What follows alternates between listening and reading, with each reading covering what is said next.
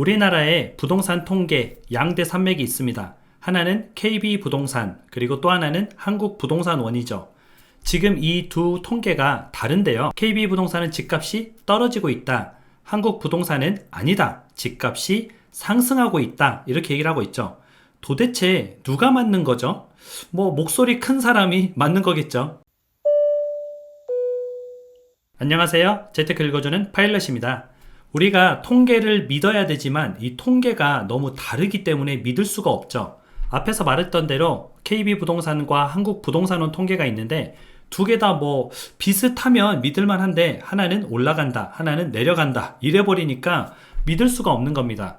그런데 어떤 사람들은 이쪽 통계를 믿기 때문에 올라간다고 얘기를 하는 거고요. 어떤 사람들은 이쪽 통계를 믿기 때문에 내려간다고 얘기를 하는 거죠.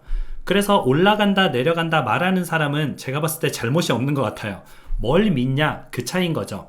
그런데 우리가 이제 이 두 통계가 어떻게 작성되는지를 알면은 어느 통계를 믿어야 될지 여러분들이 좀 감이 오실 겁니다. 그래서 오늘은 그 부분에 대해서 간단하게 알려드리도록 하겠습니다. 서울의 집값이 최근에 좀 핫 이슈죠. 뜨겁습니다. 집값이 올랐다 아니다 지금 이거 가지고 굉장히 공방이 벌어지고 있고요. 실제 어느 동네는 좀 오르기도 했고 어느 동네는 떨어지기도 했어요. 저도 이제 엊그저께 와이프랑 또 임장을 갔다 왔는데요. 바람도 세고 임장도 갔다 오면서 이렇게 둘러봤는데 분명히 여긴 좀 오르긴 올랐더라고요. 근데 전체적인 통계를 보니까 오르지 않았고 어떤 단지는 올랐고 이러다 보니까 저도 조금 헷갈리긴 하더라고요. 근데 그건 이제 지역별로 차이가 있는 거고 우리가 이제 또 해당 지역에 오르는 지역에 집을 사고 싶은 사람은 우리 지역은 오른다 이렇게 느낄 수 있는 거고요. 떨어지는 지역에 집을 사고 싶은 사람은 여기는 그래도 계속 떨어지고 있네 라고 느끼는 거죠. 그래서 지금은 지역별로도 좀 다르긴 하지만 그거는 원래 다른 거니까. 근데 평균이 전체적인 평균이 오르면 오르고 아니면 아니지 이게 왜 다를까 그 부분을 조금 한번 공부해 보도록 하겠습니다. 그래서 이제 기사마다 다 다르게 나오고 있는 거죠. 오른다는 기사, 내린다는 기사, 서울 집값이 반등했다는 기사, 전체적으로는 떨어지고 있다는 기사, 이렇게 좀 헷갈리는 겁니다. 일단 자세한 사항을 말씀드리기 전에 이번 주 서울 집값을 한번 볼게요. 한국부동산원에서는 0.03% 올랐다 이렇게 얘기를 했고요. KB부동산에서는 0.11% 떨어졌다 이렇게 얘기를 한 거죠. 전혀 다르죠. 똑같은 서울 집을 보고 전혀 다른 견해를 내놓는 통계인 거죠. 그리고 두 통계에서 내놓는 코멘트도 달라요. KB부동산 같은 경우에는 매수 문의가 없다. 그리고 매도 문의만 있다. 이렇게 얘기를 하고 있고요. 한국부동산원에서는 급매물이 소진되고 있다. 상승 전환하고 있다. 이렇게 얘기를 하는 거죠. 통계가 다른 결과를 가져오기 때문에 그에 대한 견해도 당연히 달라지겠죠. 똑같은 통계인데 왜 이렇게 다를까? 바로 기준이 다르기 때문에 그렇습니다. 기준이 어떤지 한번 볼까요? KB부동산 같은 경우에는 6만 3천 가구를 표본으로 삼고 있고요. 한국부동산원은 3만 6천 가구를 표본으로 삼고 있습니다.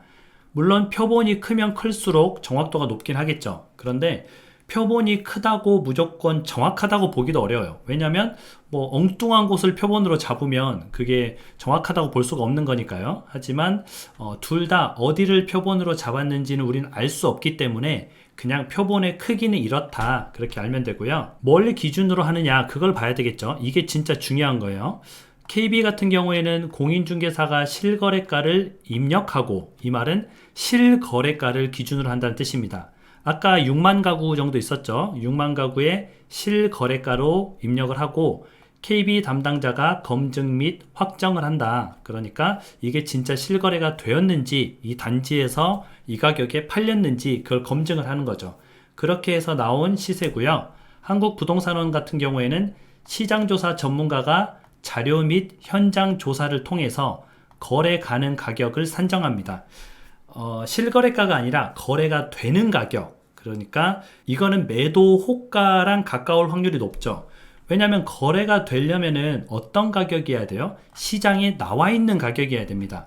매도자가 7억에 집을 내놨어요. 이거는 거래가 되는 가격이죠. 왜냐하면 7억에 팔려고 내놨기 때문에 7억에 산다는 사람만 있으면 거래가 되는 가격입니다.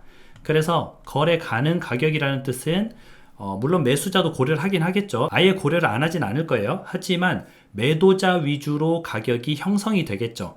매수자가 그냥 저는 뭐 5억의 거래 의사가 있어요 라고 말해봤자 집이 7억에 나와 있으면 거래가 안 되는 거죠. 근데 매도자가 내놓은 가격은 뭐 매수자만 있으면 거래가 되는 가격이기 때문에 매도 호가 위주로 가격이 나와 있습니다. 그래서 이제 지금 보면 이제 플러스 상승했다 이렇게 말이 나올 수 있는 게 이해가 되죠. 당연히 매도자가 최근 요새 분위기가 좀 올라오는 것 같으니까 매물을 걷어들이고 매도 호가를 높였죠. 그러다 보니까 가격이 올라갔다라고 부동산원은 판단을 하는 겁니다. 뭘 믿든 본인의 자유긴 해요. 그러나 산출 방법이 어떤지 정확히 어떻게 만들어지는지 그 차이는 알고 있어야 됩니다. 저는 개인적으로는 실거래가를 바탕으로 한 KB가 더 믿을만 하긴 한데, 그리고 이거는 민간이고요. 한국부동산원은 약간 이제 국가기관 비슷해요. 그렇기 때문에 아무래도 민간이 조금 더 믿을만 하긴 한데, 이거는 사람의 차이가 있어요. 저는 뭐 한국부동산원이 예전에 뭐 집값 상승할 때 15%밖에 안 올랐다 이렇게 얘기했을 때 굉장히 조금 의아했거든요. 5억짜리 집이 거의 뭐 한 9억이 됐는데 15% 올랐다고 하더라고요. 15%면 5억짜리 집이 뭐 한 5억 7천이 됐어야 되는 건데, 여러분들이 생각하기에는 그때 코로나 시절에 집값이 오를 때 15% 올랐나요?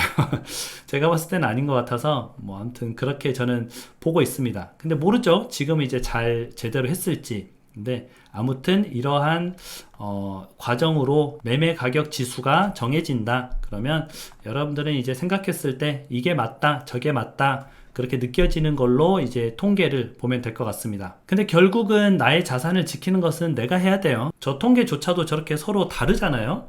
뭐 굉장히 다르고 어떤 방식으로 하냐에 따라서 어떤 결과가 나올지도 다르고, 그래서 여러분들 스스로 찾아보고 알아보고 공부하시면 좋을 것 같습니다. 오늘은 이렇게 여러분들한테 KB부동산과 한국부동산원에 대해서 좀 정리를 해드렸는데요. 제가 알고 있는 게 틀릴 수도 있어요. 혹시 틀리다면은 댓글로 달아주시면은 같이 또 공부해 보도록 하겠습니다. 서로 잘 공부해서 좋은 방향으로 갈 수 있는 게 우리 채널의 또 취지니까요. 여러분들 행복한 하루 보내시고요. 그럼 다음에 다시 만나요.